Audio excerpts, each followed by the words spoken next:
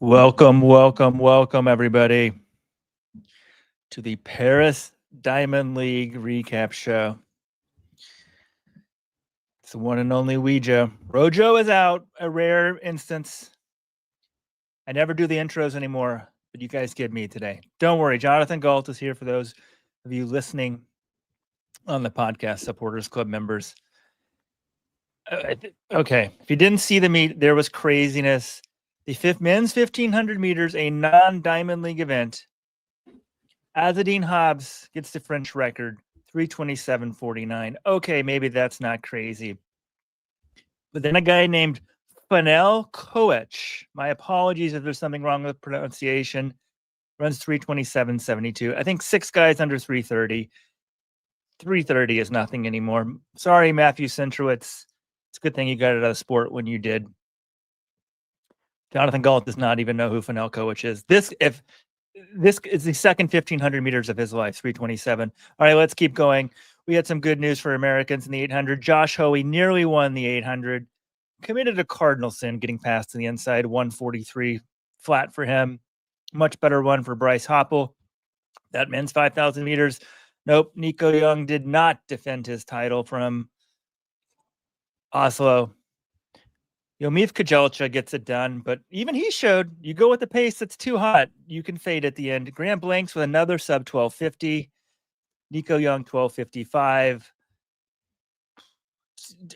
Fast, super fast women's steeplechase. I don't know, John. We're just in an era of distance running where the gun goes off, they got the lights, you can expect fast times. I haven't even mentioned any of the sprint action. Grant Holloway is back. He's not quite his former self, but that was sort of good to see from my perspective. But this men's 1,500 in my book is where we got to start because this thing was absolutely nuts. It was. I've been staring at the results for the last hour trying to make sense of it, and I really can't. I will say this. The conditions and pacing, I think, were almost perfect. They were through 800 in about 1:51. Habz was going after the French record, which was 3:28.8 going into this meet. And so he was willing to keep driving the pace once the pacer stepped off with about 500 to go. But I didn't expect him to hold on as well as he did. And everyone else essentially got along for the ride. Like some of these times, I'm not surprised by a bunch of guys running 3:29 in a Diamond League, but the top 2 guys ran 3:27, and one of them is a 31-year-old French guy who has made 1 global final in his career, and the other is an 18-year-old Kenyan who was running, from what I can tell, his second 1,500 meter race of his entire life, the first one being a 3:32 12 days ago. So I ask you this, Weldon, what is the craziest result from this? Is it Habz' 3:27? Is it Koech's 3:27? What do you think? Koech by far. Habz he's a world player. He does these things. Like, what's his PB before today? Like, I don't know. Habz... World player. Hold on. He won a Diamond League earlier this year.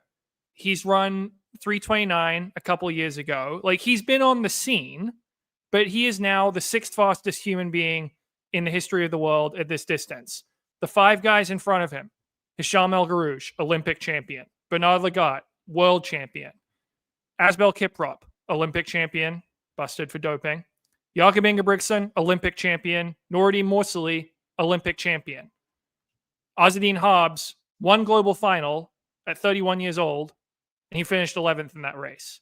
His name does not belong in that company, Weldon. So how do you explain this?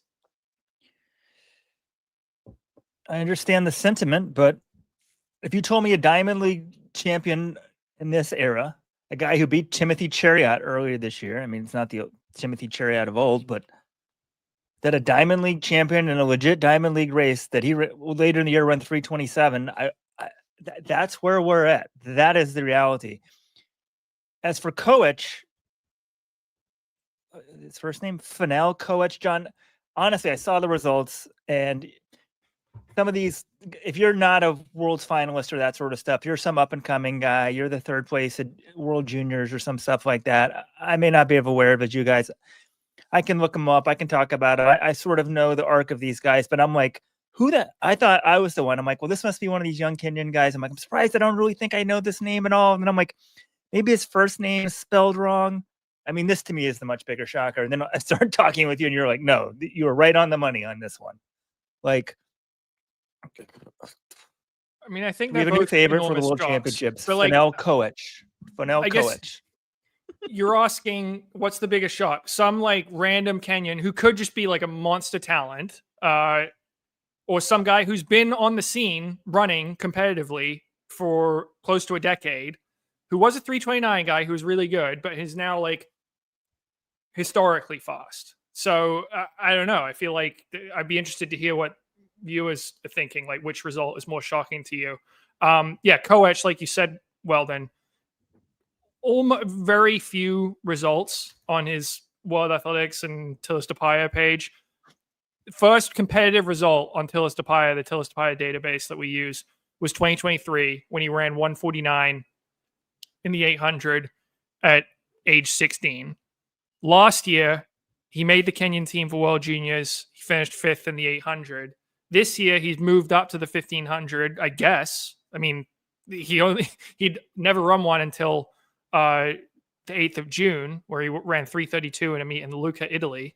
It looks like he's been training with Claudio Berardelli, 2 Running Club, which is the same group as Emmanuel Wanyonyi. And now he's 327.72, number 9 all time. So, I mean, they're both stunning results. I don't know. I mean, or is it just the shoes and technology now that we're getting these continuing, we've had them for a few years and people just get used to training them and more, the times are even going to get more absurd. Because I reached out to Davor Sevilla, who is Habz's agent. I was like, can you explain how he's improved so much this year? Because you said, a guy who won a Diamond League is in a race and we're in a fast Diamond League race.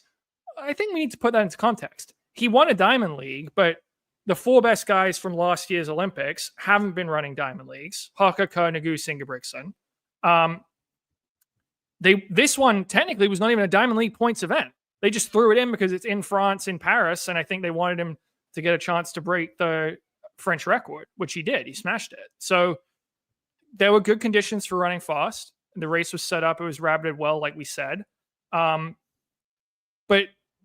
it's not like he's facing. It's not like this was the very best 1500 guys, or at least from last year. A number of them have been running Grand Slam track, or in Ingebrigtsen's case, injured. So anyway, I asked Davor Sevilla. I said, "Hey, has he made any changes to his coaching setup? What's going on?" He said, "Same coaching setup, no changes there. He's based in Paris. 2 coaches, Serge Olivares and Philippe Dupont. Philippe Dupont is the main coach. If his name sounds familiar, he was Taufik Makhloufie's coach for the second half of the 2010s after Makhloufi left Jama Aden. And essentially, I was asked Davo, like, how has he improved so much? And he said, look, times are exploding overall. A lot of people are running times we haven't seen before. I mean, look at George Mills in 3rd, 328, 336. He PB'd by 2.5 seconds in this race. And he said people are working on training, nutrition, and learning to use technology, footwear, and thinks that basically he's compounding over the last few years. That was his theory, at least. So that's the explanation from their camp. When you said Habz has only made 1 final, I guess that surprised me. I don't know. You'd always see him in these races, I guess, in years past. Or maybe I'm also a little recency bias with him winning that other Diamond League this year.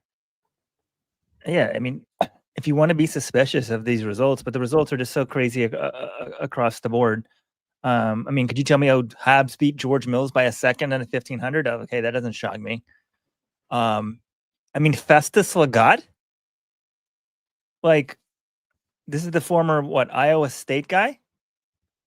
Yeah, he was like a pretty good 800 runner at Iowa State. Never won an NCAA title, but his PB was 144 going into this year in the 800, so pretty good.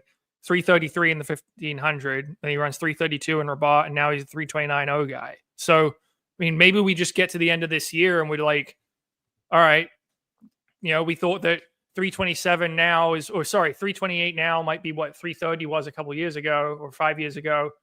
Maybe 327 is now what 330 was a couple years ago. I'm not sure. Like if you put Kerr and Nagoose and Hawker and a healthy Ingebrigtsen in this race, do you think Habz is just smoking them? I don't. I think they're probably right there with them. One of them might pull by and beat him. So it's fascinating to see what those guys would do if they were there, but they won't. Yeah, no, I don't. I'm sort of. How did Festus Lagat even get in this thing? No, I think if those guys are in the race, I think they beat Habz. So that's why I'm thinking like the 326. It should be going here shortly. I think it has to go. That's the world record. I don't know. It's sort of hard to just. I mean, I'm like pulling up Festus Lagat. Last year he's running the Sir Walter Miler. That's a great event, right? I think it's in Raleigh, right? Yeah. I mean, it's a great local event, but I don't expect the guys running the Sir Walter Miler to then be going 329, like towing for the Diamond League win in the next year. But if we go back, John, I mean, like for those of you guys listening to the podcast, if you want to get this as a podcast, don't have to sit here in front of your computer. Join today, the Supporters Club, letsrun.com/subscribe. I mean, to me, back to Koech, it's the bigger surprise. Look at these results here. As you said, this is his second 1500 of the year. He ran 332 for a nice win on June 8th. But you go back up like 6 weeks before that, April 26th, he's at the Adidas Road Mile. He gets beat by Nico Young and Habz Kessler. I mean, okay, Habz Kessler is really good. Wenyoni as well, but like, I guess Nico Young's a 350 miler, so whatever.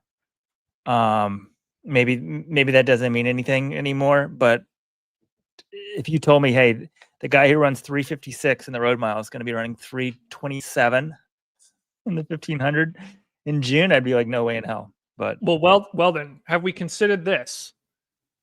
Perhaps Nike chose this stadium as the track for Faith Kipyegon's Breaking 4 attempt because it's short. I don't actually think it's short, but think about the magic performances we've had on this track the last 3 years. Jakob Ingebrigtsen 754 world record in the 2 mile 2 years ago. Gomez 752 steeple world record 2 years ago. And Kipyegon 5K world record 2 years ago in the stadium. Last year, Faith Kipyegon runs 1500 meter world record 3:59.04, and we get that crazy 800 with all the guys running 141, and then this year obviously you had, well, I guess the 5K actually they ended up slowing down. That 5K was like, oh, okay, these guys are actually human. There is a limit. We're not just going to get like Americans running in the 1230s. We'll get to that in a second, but we did have this ridiculous 1500. So I don't know, maybe Nike seems to have chosen well, because this does seem to be like if they get this conditions, this sort of setup for next week's event, I mean, she might be damn close to 4 flat.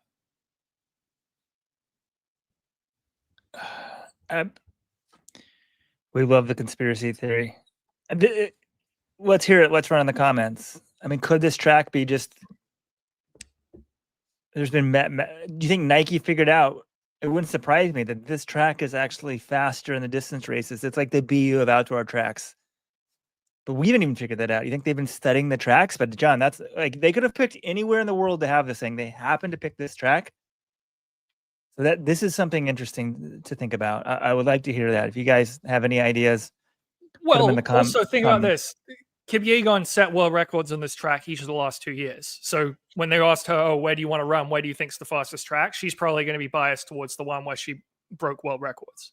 Well, yeah, but then you have the Jakob and now this. Now, granted, they fell apart in the 5K, so it makes me feel better, but I don't know if falling apart is the right word. All right. But, well, I guess moving forward, big picture, do you think Habz or Koech, like, are these guys gonna break up, the big four from Paris last year, or how do you see them? As we look ahead to Tokyo.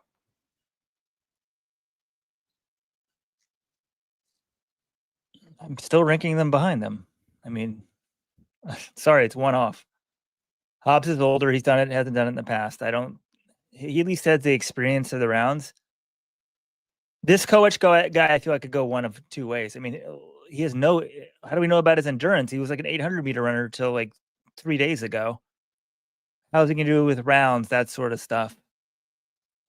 But with this limited experience going off like this, it could be the other complete way. He could be one of these guys like when I don't know, like who first burst on the scene a few years ago, some of those Kenyan dudes, and then they were just like at the top of the sport for 2 or 3 years. Right. I mean, it could just be Kenya's got their next great miler. It's possible. You know, we've got Reynald Chariot and Brian Coman trying to make that jump, but they haven't come close to running this fast. I think it's going to be curious. I mean, it reminded me actually a lot of Ronald Quemoy when he burst on the scene in 2014. He was the previous world junior record holder, ran 3:28, and he finally medaled. It took him 10 years to earn a global medal, and when he did, it was in the 5K. So I think what we've learned from this is look out for Phanuel Koech in the 5K at the 2035 World Championships, wherever those being held. There's some good comments here on YouTube. Funky Jam Dude, he's got a few of them that I really like. And this comes back to why I don't think these guys are favorites at Worlds. Everyone can throw down a hop time now. Who can execute? Who has a turn of pace over the last 300 meters?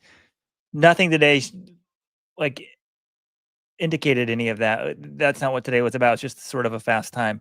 Well, no, I disagree a little bit there because Habz, we saw him try to do this in Rabat, go from the front and try to run a fast time. He couldn't do it. He ended up fading to 4th place in this race. So in this one, you know, he actually was able to gain a bit of separation at the end. And I thought Koech actually closed pretty well also. But this was certainly progress from Habz compared to where he was in Rabat a month ago, because that race he wasn't able to close it out. This one he was.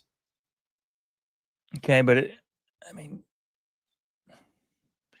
saying this race, he didn't have to outkick 3 guys. Essentially, this wasn't about change of pace at the end. Funky Jam Dude says, if Habz can run 3:27.4, having to lead the last 500 meters, forget anyone going wire to wire in Tokyo. We're going to have 6 guys in 3:26 to 3:27 shape. I think that's where the sport is right now. He continues on. I predict Jakob skips the 15 this year, and Negus ends up leading after a messy 60s first lap. And I guess Nick Willis, I haven't seen his Twitter, but he's speculating that Jakob just won't run the 1500 this year. I don't know. I mean, Jakob still has nearly 3 months for Worlds, 2.5 months now. So he's, if anyone could still get ready for Worlds not having raced this year, that's the one guy. Also, that's the title he wants, and he's not going to get another shot at it for 2 years. Is he really going to pass? Like, this is a guy with crazy self-belief. Is he really going to pass up his last shot for 2 years to win the 1500? I don't see that happening. Yep. Yeah, people are saying the exact same thing in the comments. It's going to be, I mean, the pacing lights have changed a lot of these races. I feel like it's much easier to sort of regulate what you're doing the first 2 laps, but it's just crazy how fast everything is these days. Habz's final lap, according to Funky Jam Dude, 53.87. Yep. Here we go, John. The track was juiced. I think Nike might have figured out the faster track.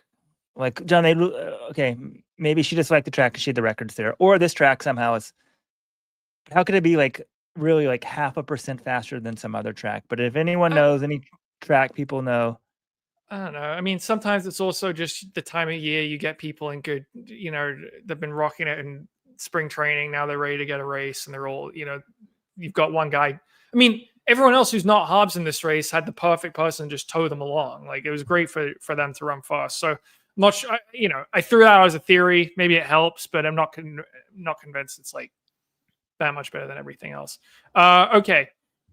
Shall we move to the 800 meters? Well then, we've got 2 Americans right now who are in really good shape. Josh Hoey and Bryce Hoppel.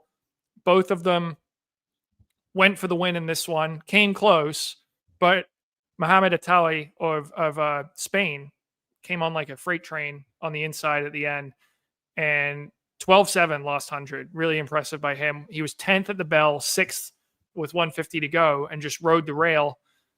I think both Americans, Josh Hoey was second, 143 flat, and Bryce Hoppel was third, 143.11. I think both of them should be quite happy with how they ran. Hoey tried to go wire for wire. I'm curious. We've got Justin Rinaldi, his coach, in the chat. Justin, he went through 449.3. Do you think that was a touch too fast, or are you happy with that? Oh, he said he's already. I just see his comment. First 200 was way too quick for the US guys. 23.5. So, yeah, I was wondering if that maybe took it out a bit from them. The trade-off was they both got into good position. It was a 13-man race. So, Josh didn't really have to run much extra distance there. So that was nice. And I think Hoey could have won this if he just doesn't drift off the rail a little bit coming off the final turn. Like, Atoy clearly had more left, but I think if Josh holds onto the inside, Kramer was still there kind of blocking off Atoy, and maybe Atoy has to go way wide and he can't find the space to get through. So I'm curious how that plays out, but I don't think Hoey and Hoppel can be too disappointed with going 2-3 in such a strong, deep field as this one. And Hoppel, nice bounce back after Stockholm where he ran poorly. Had the stomach issues there. Hoey finishing second and third in his first 2 Diamond League races. That's really nice as well. So I think successful European trip for both of these guys. All right, I see in the comments here, Justin has said 49.7 was the target at 400 meters for Hoey. So yeah, he was a little off of that, but second in Diamond League, still a pretty strong result. We could get John. I can send a link to someone, Justin. If you want to come on the pod for a second, let me know. Although I only have your old work email address. Does that still work? But otherwise, we'll do this via chat. Justin, I'm curious. In my book, Josh committed the cardinal sin, but I think he still would have lost this race either way. I think there was room. I don't know if he would have tried it. You can't get past on the inside. It's the number one thing my late college coach Steve Bartold said. He would just he would have had a heart attack at that race. But for those of you guys who didn't see it, Hoey went for it, man. Had the big lead, or had the lead, and this was strong field going fast. Coming off final turn is in front. Much better race from Hoppel. Was kind of on his outside. Though John, he's not going to know that's Hoppel, right? Because he's in front. I wonder if he can look at the screen. But he knows there's pressure coming on his outside. So Hoppel's there. He sort of drifts out to the middle or outside of lane 1 and gets past on the inside for the win. But it was pretty convincing. I think he could have run around him on the outside, but he made it easier for him. I'll say that much.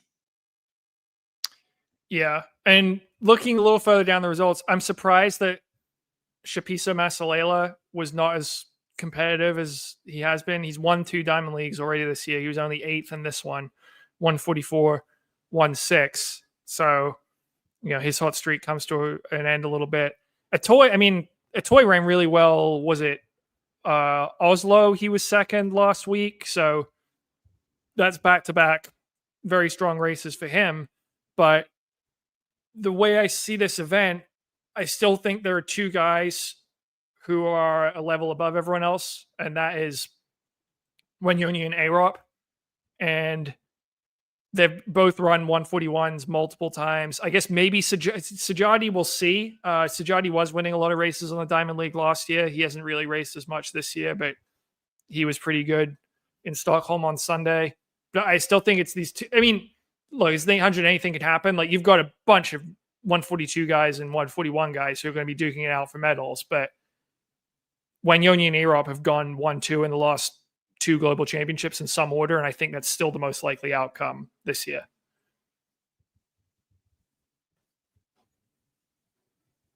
Trying to put up the results here. Okay, there we got him. Yeah, I mean, the run by Masalelo was like the only really surprise I thought today, but as we saw with like Hoppel last week, that doesn't really bug me that much. That guy's been running great this year. You're entitled to an off day. I mean, I guess the question mark for him is though, he was running hot in April. Is he going to be running hot in September? Right. Because I see in the comments here, we've got Arturo saying, why would you want Americans running 142 in freaking June? Because you might need to run 142 just to make the team. I mean, the US championships are at the end of July, which are just over a month away from now. And right now you're going to have Josh Hoey, Donovan Brazier, Bryce Hoppel, Jonah Koech, and Brandon Miller. I think it's going to take 142 at the very least 142 fitness to make that team. These guys don't have the luxury of just backing off and saving it all for the World Championships. It's going to be a war. Even Hoppel's spot, the American record holder, even he's not guaranteed a spot on that team. I like his chances. He's very good at making teams, but I don't think he can afford to save too much to make the team. It's going to be one of the most competitive, if not the most competitive U.S. teams to make we've ever seen. So, yeah, the 800 is shaping up very nicely. I would like to see Brazier get in one of these races ahead of the U.S. championships. Like I said, I just think to go from just crushing 145 guys to having to race multiple 141 or 142 guys at USA's, that is going to be a tough adjustment. And this is a guy who hasn't been in a big race for 3 years. So I'd like to see him get in a race like this and just see how he can handle it and making moves, responding to moves at speed. Okay, John, I'm back.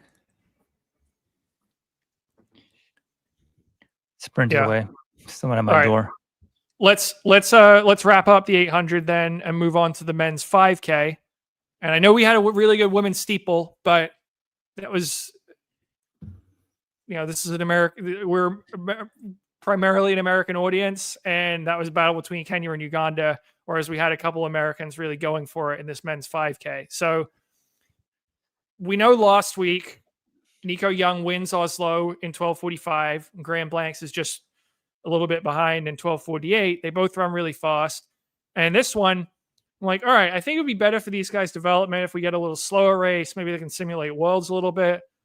No, Kojelcha's in here again, and he didn't get the world record in Oslo. It wasn't even close, so he just decides, I'm going to go for it again. And they actually pump up the first 3K split.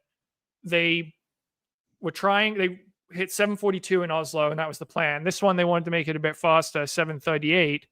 They end up going through in 7:36, I think was Kojelcha, or that was the pacer. 7:37 for the Americans. Kojelcha was 7:36.8, which is 12:41, 12:42 pace for the US guys. And the plan was to sort of pick it up from there, which I think actually makes more sense if they're trying to get the world record.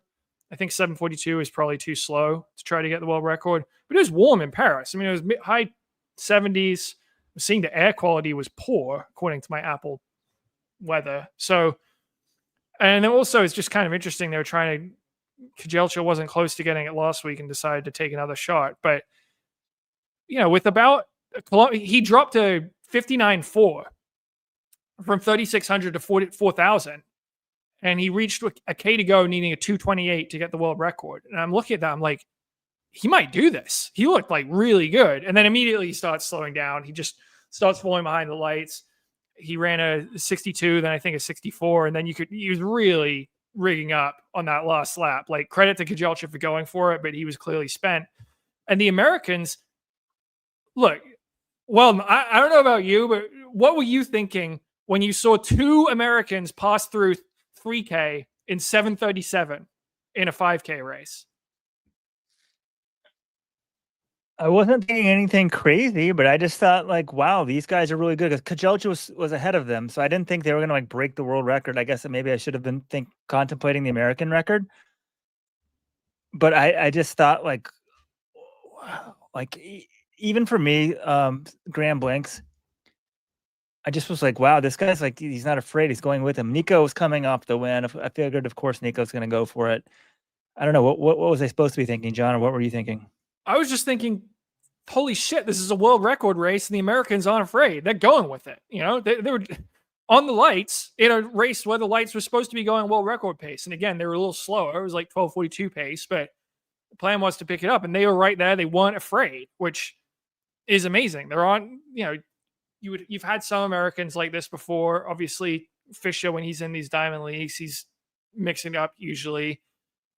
Galen Rupp would be towards the front, but never quite this fast. It was just kind of stunning to me that you have multiple Americans on 12:42 pace with 2K to go, and I thought it was possible they might both run that. Now, Blanks held on a lot better than Young. Young really fell apart the last 2K, and that's okay. He's finding his limits. Like, this is learning experience. This is why you put yourself in these races.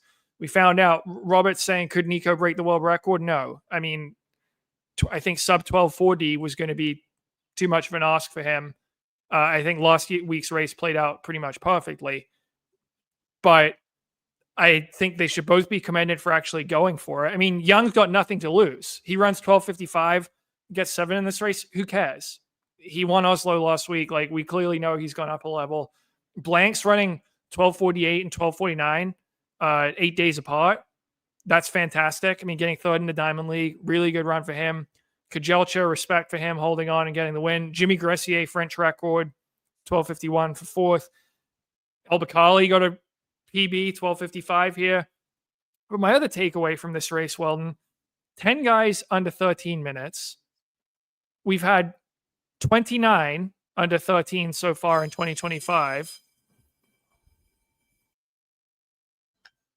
Sorry, there's some sort of bell outside my window. I don't know if you guys can hear that or not. But 29 under 13 in 2025. And with 3 French guys breaking 13. Like, 13, I don't want to be insulting to the French guys, but, like, you know, we had 2 Americans do it, and we just think nothing of it. Like, 13-minute barrier used to be this huge thing, and I think that has changed a little bit. We had the first South American sub-13, Santiago Catrof of Uruguay. It's just, it used to be if you're a sub-13 guy, you'd probably be at least in the conversation for maybe a medal at Worlds, or you'd be in the final at least. Now, you need to be well under 13 minutes just to make the final realistically at the World Championships. Did your mic get unplugged, John, or it might be adjusting the sound because of that thing in the background? It sounded like your mic came unplugged too. 13 minutes, this is going to sound crazy. It's the old 13:30. Fine, maybe 13:20. I mean, it's just crazy. But wow, that's nuts. 3 French guys in the same race. I didn't really notice that. I'd seen the Uruguayan guy, but like, yeah. I mean, okay, but my big picture, the world's picture in this event, did anything change for this event, this race result? Absolutely not. The Nico Young result doesn't faze me. He got the big win, right? So this one he showed, okay, maybe I'm not a 12:40 guy. But you know what? Neither is Yomif Kajalcha right now. The fact he only won this race, God, by under a second, it's still a lot. He was so far ahead in this thing, but like the pace then gets to him. If you're running essentially a pace, you know, above your limit, you will fall apart. So that even though he won the race, that happened to him at the end, and that's what happened to Nico Young. So I really could care. I don't really care. It does not bug me that Nico ran 12:55 and was 7th place in this race. He went for it. It was a little too much to handle and faded. For, you know, Blanks was a little bit behind him, or pretty much right behind him, and held on to 12:49. So that is impressive for him. But I didn't see Blanks, you know, win a Diamond League last week. So in my US rankings right now, I'm still. I said who's going to beat who at USA's in the 5 or the 10 actually. I'm putting Nico Young ahead of Graham Blanks right now. Agreed. The race today was run nothing like the USA final or the World Championship final will be. So I don't take any sort of massive takeaways. I think probably, I don't want to sound American biased here, but I think the Oslo race was more instructive because you just had more guys battling for it at the bell. And I don't think Worlds is going to be a 12:45 race either, but I think that was a better simulation. So yeah, nothing from this result really changed that much. And for the French guys, by the way, like Jan Schrub, 8th place, 12:56. That's not like exactly a stunning result. Yeah, he's won European titles in cross country and on the roads. He's run 13:04 before. So I can't say I'm stunned by that one. The other guy, Etienne Deguino, 13:15 to 12:57. That one was more surprising to me. But anyway, that's the 5K. I think it's time to give that steeplechase some love, Weldon, because all the women's steeples so far this year have really delivered. The first two Diamond Leagues, it was Faith Cheretich and the Olympic champion Winfried Yavi battling. This one, it was Cheretich and Chemutai, Peruth Chemutai, the 2021 Olympic champion from Uganda. And they were going back and forth over the last couple laps. Chemutai goes ahead, entering the final water barrier, but Cheretich is just indomitable. You know, she's got, or indefatigable, perhaps more accurately. And she doesn't get gapped, battles back. She holds on to win it, 8:53.37. Chemutai second, 8:54.41. Cheretich is now, I believe, 6th all time as a personal best for her.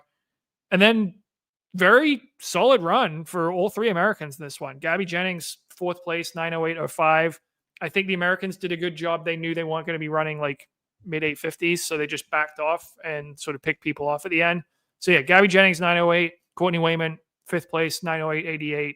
And then one of the stories of the spring, Angelina Napoleon from NC State. She just finished up her sophomore year at NC State. She's 20 years old. She began the year this season with a 9:54 personal best in the steeplechase. And she is now PR'd in the steeple 5 times. She ran so right out of the gate, she ran 9:34 at the Raleigh Relays on March 29th. Then 9:29, 9:27 at ACCs, 9:16 at NCAAs for 3rd place. Most years that's winning NCAAs, but she happened to be going up against Doris Lemgale and Lexi Halliday Lowry. And now she's gone from 9:16. I would think, all right, her first career Diamond League, you know, she's 20 years old. I don't have big expectations for her. And she runs 6 seconds faster than NCAA's, 9:10. I mean, 9:10 for a college sophomore? That's incredible. That would have been the collegiate record last year. So that's been really what Napoleon's been doing. Perhaps we should have known Napoleon in Paris, right? But this is crazy. Like, this one should probably be getting more praise than we're giving it. That's astounding. What do you mean? I just praised her for like a minute straight. No, but like, how'd she even get in this meet? Like, I'm shocked that she has this breakout year at NCAs, finishes 3rd, but the first 2 were sick this year, right? So like, she pretty much would have won it any other year. I just think a lot of people be like, well, that's it. You know, that was fun. Let's go enjoy the summer. No, she hops on a plane, flies to Paris, and does this. I guess I mean, it's the NC State, so I guess now she'll try to make worlds. I assume. Yeah, she's got a better chance than Caitlin Tui to make the world championship team. I'll say that right now. Yeah, I think I guess you don't fly to Paris to run this Diamond League unless you think you're in really good shape. You know, like why would you go out there? I mean, we know she just ran this PB, but I think the 9:16 and NCAAs probably thinks, yeah, I can make the world's team this year. And 9:10, now you definitely say, yes, I'm going to go through all the way through the end of July and try to make that world's team. So, yeah, amazing stuff. For those of you guys who can't see at home, this race also had one of the greatest things in track and field, the yellow card. A yellow card was given to Simbo Mayeyu, the 3rd place finisher. I'm still not sure what a yellow card means in track. She apparently violated rule TR 7.1, which I think means unsporting manner taking refreshment of another athlete. Let's see if that's really accurate, John. Well, I just Googled it. I think it's unsporting or improper conduct. So I don't know. I Okay. didn't see no. what happened. Now that I'm on the more detailed page, if you were to take someone's water, that is also unsporting conduct, but there's a lot of things that fall under improper contact. Yeah. Well, then yellow cards, just for the record, I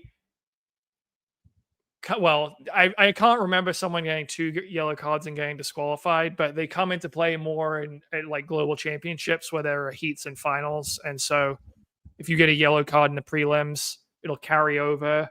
Noah Lyles last year, he got a yellow card before the 200-meter final because he like kicked one of the lane markers during his warm up, that sort of thing, or during when he's pre-race pump up ceremony, that sort of thing. But it's always interesting when you see. I'm like, oh, she got booked, huh? Yeah. But I missed whatever the incident was that led to it. Okay, final distance race of the night was the women's 1500.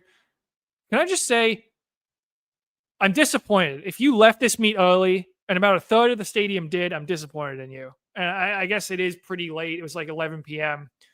by the time this race was going off. But it's a Friday night. You've decided to go to the meet. You're already there. You might as well watch the final race. But did you notice this, Weldon, that there were a ton of empty seats by the time this race started?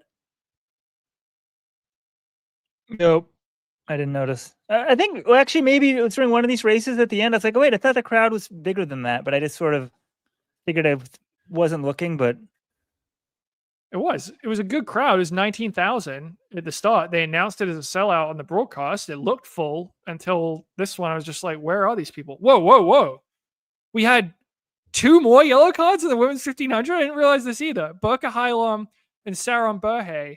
So the Ethiopians are just racking up yellow cards. I don't know what's going on here. It's kind of interested now that there's 3 of them, like across 2 different races. That's odd, but yeah, this one essentially, Hailom went for it, started gapping the field, tried to run away from everyone else. And if she was in 354 shape, maybe she could have. But, she goes through in 206.0, couldn't hold on, starts fading. Nelly Chepchirchir moved up smartly, got to the lead. And then Sarah Healy, who I think is also a really smart runner. She was navigating the inside, was moving up well. I thought she was going to do what a toy did in the 800 and just ride the rail and pass everyone and win the thing. She wasn't quite able to do that. And I think part of it was maybe she just wasn't, she ran out of steam a little bit compared to a toy, but also Chepchirchir did a little better job of Hoey than blocking off the inside. But either way, it's been fantastic season for Sarah Healy. European indoor champion, won the Rome Diamond League, now a 357, 15 PB. Chepchirchir has also been running well. And I think Georgia Hunter Bell, the more I see of her this year, I think maybe she does the 800 only at the World Championship. She's been talking about it. That might be her best event. There are question marks in that event, given that Keely Hodgkinson has been injured and isn't competing. Mary Murrah hasn't been on her game this year. I think Mose still hasn't run an 800 in 2025. So Georgia Hunter Bell, compared to, I think the 50, maybe she ends up running both of them, but she seems to be more 800 focused at the moment.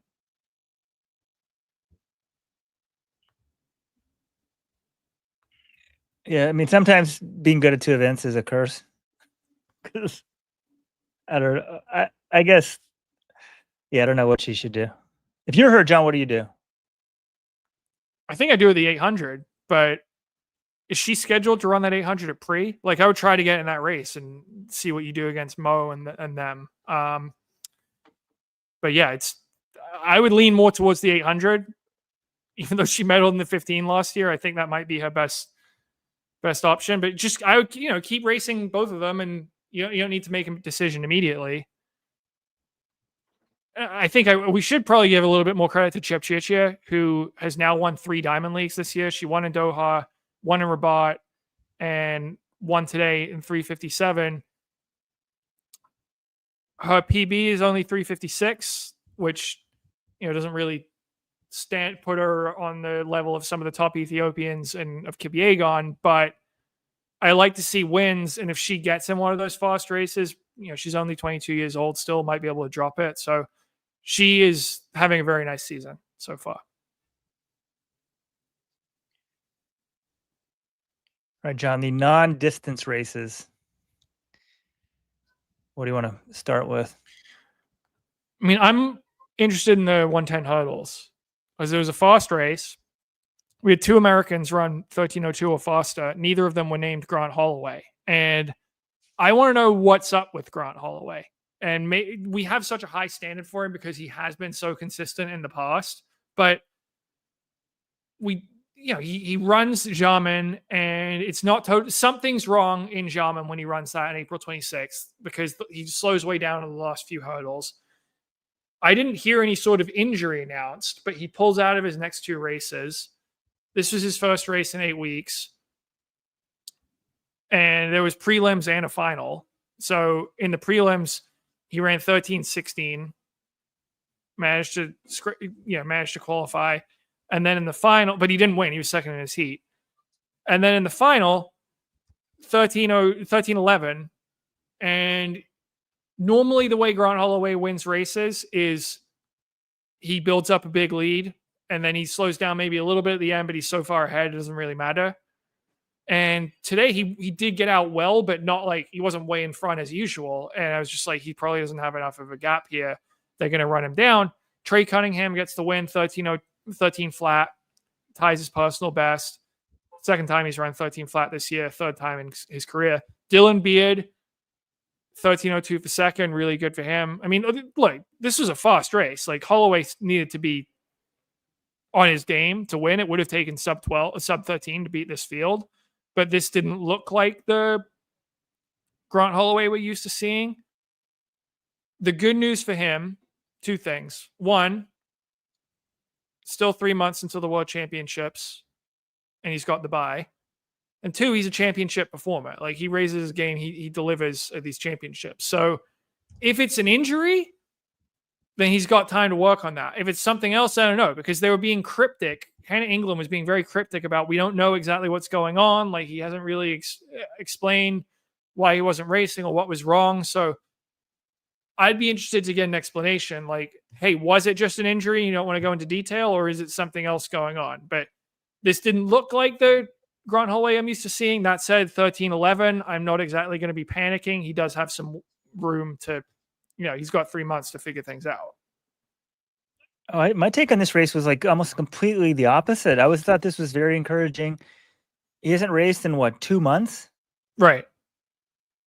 So I presume he had to have been injured. He kind of pulls up at that one race, skips the next one, doesn't race for 2 months. I assume injury, comes back. Where's he going to be at? And then this race, there were prelims on this one. They weren't on the TV window. And 13:16 there, 13:11 in the final. I mean, that can win some of these diamond leagues. It just happened to be, very fast up front. He's got to buy to Worlds. I don't know. To me, it was the same story with Grant Holloway. Now, when I watch him in the long hurdles, or I say the long hurdles, I mean the 110, the outdoor hurdles versus the indoors.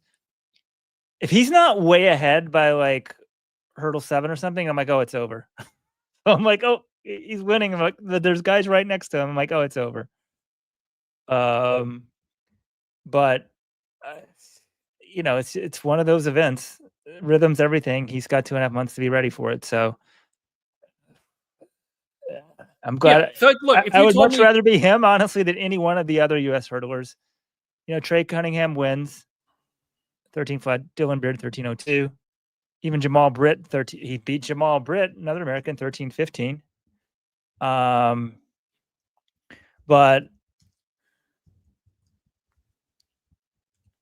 yeah, well, and if you told me he runs 13:11 in his first race back after 2 months, I'd be like, that's fine, you take it. Now, he was fifth. It was a good night to run fast. They had a nice little bit of a tailwind. But yeah, I'm pretty sure him and Mike Holloway are going to figure things out the next few months. And the fact that he's racing again, that's also a good sign. So yeah, he's got the bye. I think he'll be ready when it counts. I mean, you'd much rather. I'm gonna put up the. It's pretty crazy how good the US is at hurdling. It's the best thing going for Grant this year is that there is the bye. That this isn't the Olympic trials year, because I just put up the list, the current 2025 list. Cordell Tench has run 1287, Trey Cunningham 13 flat, and Dylan Bird 1302. I mean, like, they're 1, 2, 3 in the world and 1, 2, 3 in the US, obviously. And that doesn't include the 2 Olympians from last year, Daniel Roberts, who was the silver medalist, or Freddie Crittenden, or Holloway, of course. Yep. And one guy, John, you notice who wasn't in this race? Sasha Zoya. Yep. I think he won it last year here, right? But for the Frenchman, well, I don't know. I just wondered, did he get hurt doing Grand Slam track? I mean, I would guess he got hurt because I thought he was supposed to run and he wasn't running at this meet. Do I blame Grand Slam track? I don't know. I think that I'd like to hear more of an explanation. I'm not just going to say, I mean, people have to race. Did he get injured because he's not used to running the 100? I'm not sure about that. Well, he is $100,000 richer, so maybe it would be worth it.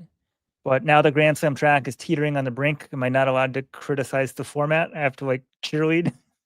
We've criticized the 110 hurdles thing the whole time. I never thought that was a great idea. Now that it's on life support, am I supposed to like suspend criticism? Like, just because I do want Grand Slam track to exist next year, I'm just not convinced it will. I think you comment fairly. If you need to be critical, you can be critical. But for the health of the sport, it's better if it's around. I agree with that. Yeah, and then I guess the other sprint action, Anavia Battle keeps winning. 22-27. It was nice to see her actually run fast because she hadn't been going crazy fast. And so, this is the fastest she's been doing. Deja Stevens is somehow back from the dead. Like, I didn't realize she was still running the sport. I'm like, whatever happened to her? And then I see she ran a 22-18 in the lead up to this meet in Florida. Now, she was only 4th, but I was like, I thought Deja Stevens, I was like, I haven't heard that name for so long. So she's running again. The 400 hurdles, Samba is back, 47.09 for second. Rai Benjamin wins it, 46.93, but Samba was way closer than I thought he would be. This was his fastest time in nearly 7 years since he ran his PB of 46.98 in Paris back in 2018. Will he be able to get to the Benjamin, Warholm, Dos Santos level? I'm not sure, but it's interesting because before those guys really took off, Samba was the guy running all these really fast times. He was running low 47s when we thought low 47s was crazy fast, and then the event progressed. But yeah, Rai Benjamin concludes his European trip with another victory, and yeah, Samba running fast. It is interesting though. One thing I thought of, like, Rai obviously skipped Grand Slam track, but he did a lot more Diamond Leagues this year. And I'm like, wow, this guy's a guy who was sort of known for not doing them last year. And I'm like, why would he do it? And then I thought, like, wait, he's the Olympic champion. I assume his appearance fee's higher. It's worth it more, right? Like, whatever he's getting paid last year, I'm sure he's getting paid a multiple of that, or maybe, some amount more than that this year. And clearly it made it worth it because he has raced a lot more in Europe this year. Right. Which I think what we want. There are 2 things. 1, his appearance fee is higher. 2, he's the Olympic champion. So he can afford to take he's done it. He's done the thing he's been chasing his whole life.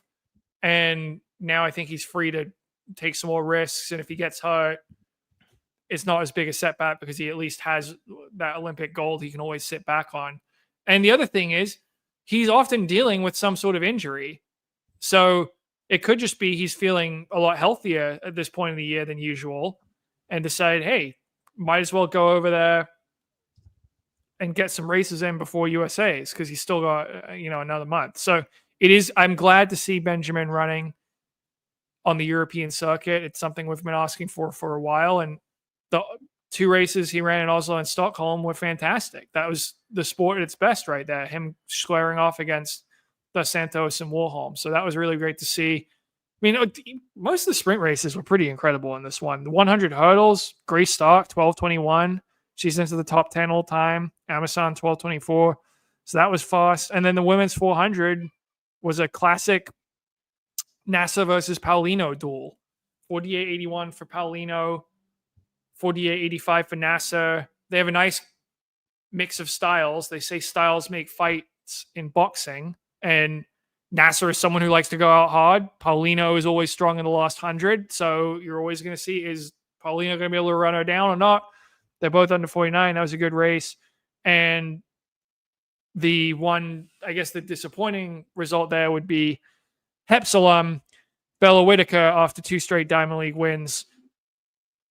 Hot streak comes to an end. She's 6th in 50.18. Now, again, this is an athlete. Her European trip in general, really good. Like, she looked great winning in those 2 races in Oslo and Stockholm. Maybe she was just a bit tired from doing those. I think Paulino and NASA are also just a bit, they're at a higher level right now. But overall, really good European trip for Bella Whitaker. Yeah, this one was a little bit disappointing, but I think right now, obviously, Nasser and Paulino are they're a level above on their best. I mean, Nasser is a little bit more, inconsistent, but they're both in this race. I thought she would do better, but I judge the 400 differently. You'll see these sort of 49 mid to high winning times. It's just a different level from this 48 stuff.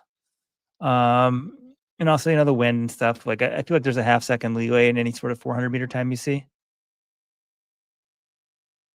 People are speculating about a lot of people here in the chat, John, about some other athletes who I haven't seen this year. Has no one seen Michael Norman? Emma Coburn? I mean, it's fair to wonder. It's June 20th. He doesn't have the bye. Where is the guy? I think that's I hadn't really thought about it, but yes, you're a month out from USA's and you haven't raced. Something's up. Yeah. I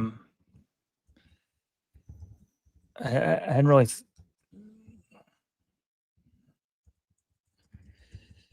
Who knows what he's up to?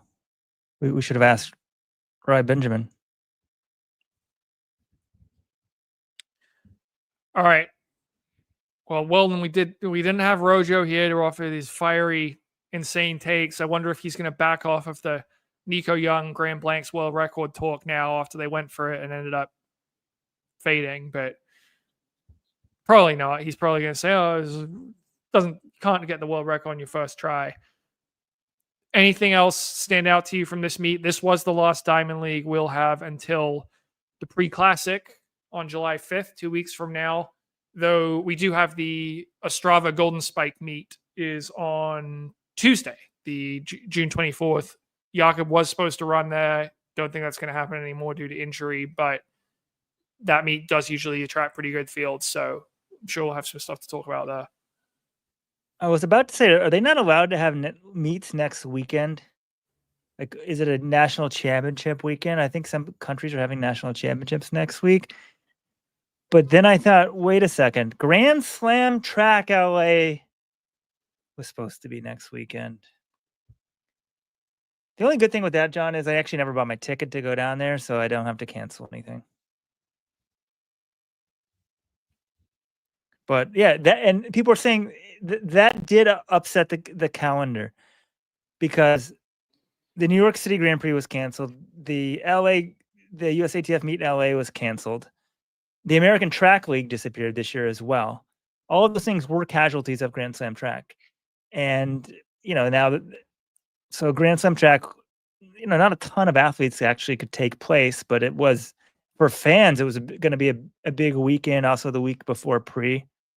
So kind of a bummer because I'm like, wait, why isn't something next week in the window? But that was one place where Grand Slam Track was smart. They found an opening in the window and said, okay, we're going to have a meet this weekend. Right. Well, then, I was talking to Bobby Kersey last week about a thing Mo, and I said, is she going to race before pre? Because she's entered in that big 800 there. And he said, can you find me a race? And if you look at what his athletes usually do, either Mo or Sydney or sometimes both, they'll run the New York City Grand Prix, which is historically right around now on the calendar. That meet isn't around this year. He said they were considering running Grand Slam. Now, I don't know if that would have actually happened, but it's something they considered doing.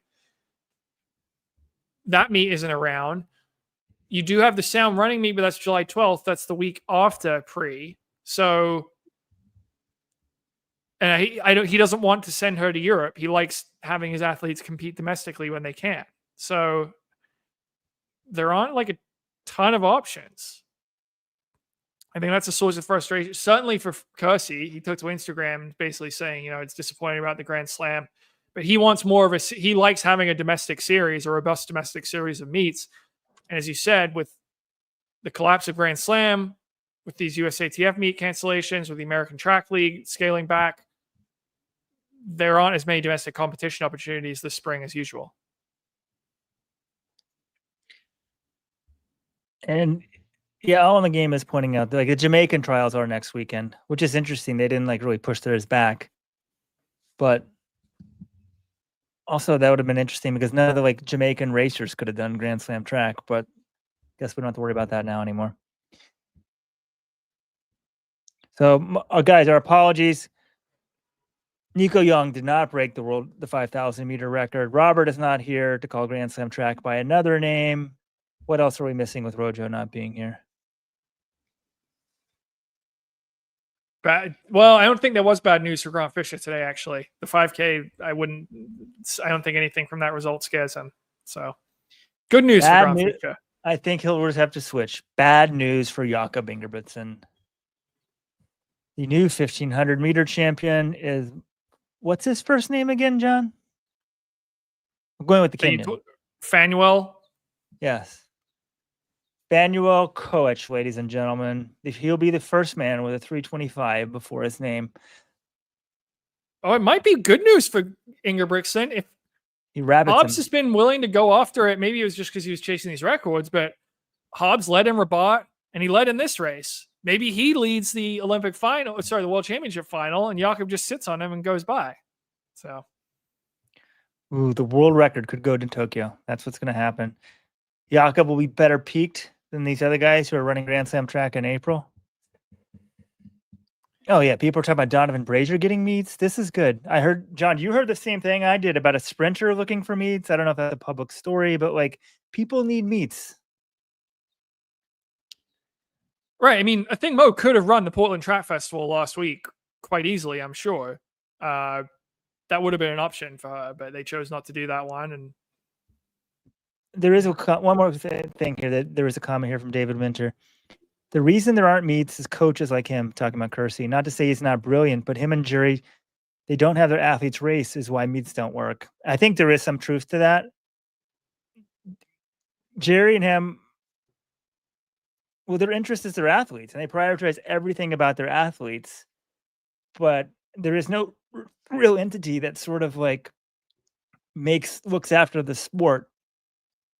And I think that's one problem that track struggles with. Every other sport that succeeds has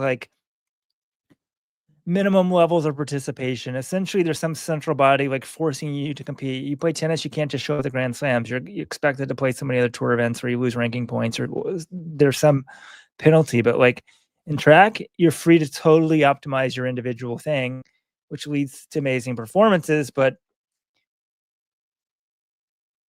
the meets don't necessarily always get the competitors they want. Well, right. Think of 2023, the LA Grand Prix. Kersey comes on. He's sort of helping promote that. He's an advisor to that meet. Looks like Sydney and Athing are going to run. McLaughlin Lavroni pulls out due to injury. And Athing Mo pulls out. And I don't think she was hurt, but it seemed like from what he said, there was some uncertainty, or he didn't like the way how the race was shaping up. But she could have run that meet and did not. And so, yes, it would be great to have a domestic competition opportunity for Athing Mo to run in, but also just pulling your meets, one of the big stars out at the last minute, meet organizers might be a little skeptical. Are we going to really build this meet around this athlete if she's just going to pull out and at the 11th hour? Like if not everything's perfect or, you know, the way they want things lined up. So yeah, I don't know. I think there's some arguments on either side on that one. Yep. And I have received a text from Rojo. Actually, the quote I read I thought it was one of the viewers earlier, saying if someone like Habz can run 3:27.4, having to lead the last 500 meters, forget anyone going wire to wire in Tokyo. We're going to have 6 guys in 3:26 to 3:27 shape. I predict Jakob skips the 1500 this year and Negus ends up leading after a messy 60s first lap. That was actually the tweet by Nick Willis. I guess the person was just pasting that into the chat. So, no. Robert has a hot take. I agree with him. What in the world, under what scenario would Jakob skip the 1500? I think it'd be really hard because I think if he's in shape to think he can win the 5K,